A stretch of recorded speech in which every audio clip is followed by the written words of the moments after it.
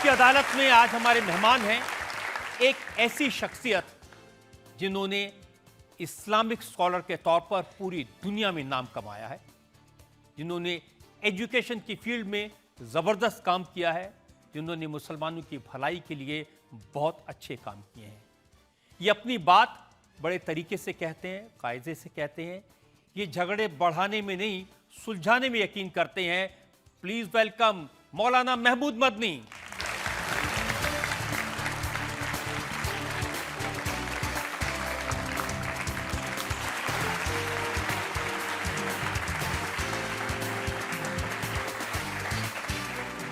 और आपकी अदालत में अब मैं आमंत्रित कर रहा हूं हमारे आज के जज को। हमारे आज के जज बहुत खास हैं, वो वाकई में इलाहाबाद हाई कोर्ट में जज रह चुके हैं, जस्टिस ज़कीउल्लाह खान।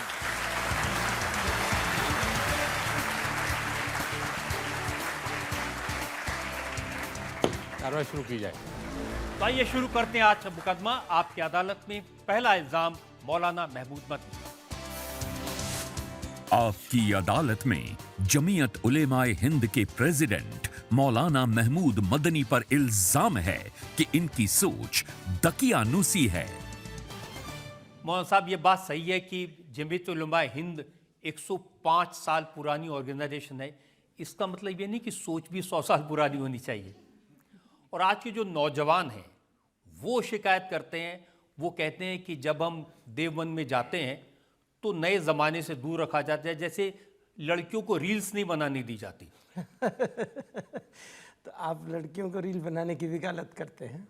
हाँ, मैं तो चाहता हूँ रील्स बनाएं और इंस्टाग्राम पर पोस्ट करें।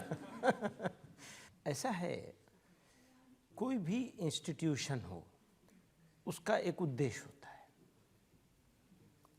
इसकी मिसालें बहुत सारे मेन स्ट्रीम एजुकेशनल इंस्टीट्यूशंस में आपको मिलेंगी, जहां मोबाइल रखने पर और यूनिफॉर्म पर और इस तरह की कई चीज़ों पर पाबंदियां हैं।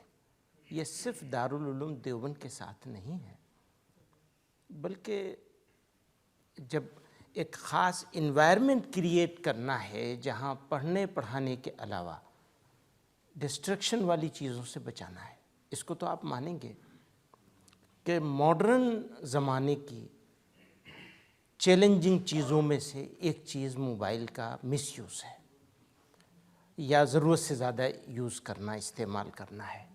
ये प्रॉब्लम सिर्फ इंडिया की नहीं है, बल्कि ग्लोबल फिनोमेना हो गया है। इसकी वजह से कई तरह की नई बीमारियां पैदा हुई हैं, उनको नया नया नाम दिया जा रहा है।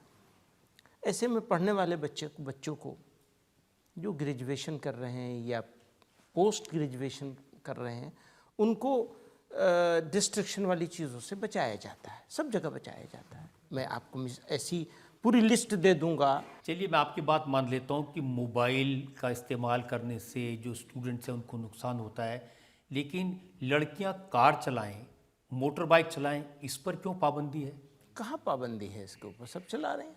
अरे नहीं, कौन देखिए रोक साहब, रहा ये दारुल उलूम की जो वेबसाइट है, हाँ, उस पर सवाल पूछा गया, एक बच्ची ने सवाल पूछा उलेमा से कि क्या मैं मोटर बाइक चलाऊं, कार चलाऊं तो ठीक है? उन्होंने कहा नहीं, ये इस्लाम में नाजायज़ है।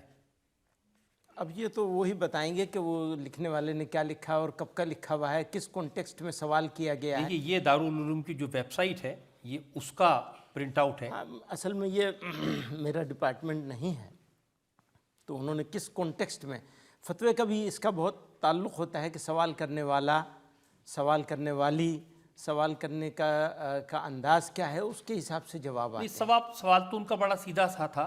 नहीं, पता नहीं सीधा सा है या नहीं, क्योंकि आपका सवाल भी बड़ा सीधा सा है, तो इसलिए नहीं, उन्होंने लिखे, इसमें लिखा है इज राइडिंग ए बाइक और a car unlawful for female according to शरिया। मैं इसको नहीं कह सकता, और मुझे लगता है कि इसको अगर ठीक से सवाल किया जाएगा तो इसका जवाब डिफरेंटली आएगा। जी, अब इसको ठीक से कैसे पूछेंगे, बता दीजिए। हर चीज़ की एक हुदूद होती हैं, अगर वो हुदूद में रह कर के किया जा रहा है तो वही चीज़ अलाउ हो जाएगी। अब जैसे उन्होंने पूछा कि मैं आईब्रोज बनाती हूँ, तो ये ठीक है? कहा नहीं साहब, इस्लाम में हराम है। अब पता नहीं आपने इतना पुराना कहाँ से क्या क्या चीज़ नहीं, निकाली ये तो है। अभी ताज़ा वेबसाइट से मैंने निकाला है।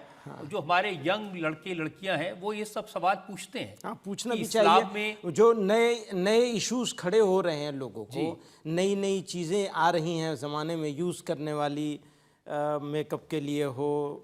अब उसमें ये भी पूछा उन्होंने कि फेशियल कराना, टैटू बनाना, ये भी हराम है, नाजायज़ है इस्लाम में। हाँ, टैटू बनाने के बारे में तो मैं जानता हूँ कि इसको नाजायज़ माना गया है, क्योंकि उस ज़माने में भी बनाया जाता था, तो उसको वो तो क्लियर है बिल्कुल, उसमें तो कोई डाउट नहीं है।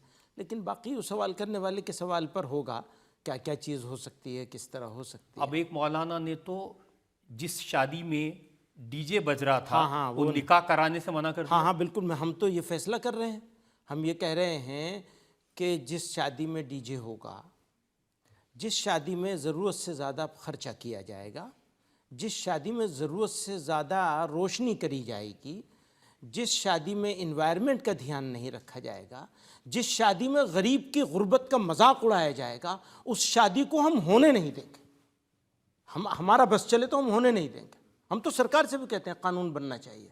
ये क्या मजाक बना रखा है कि शादियों को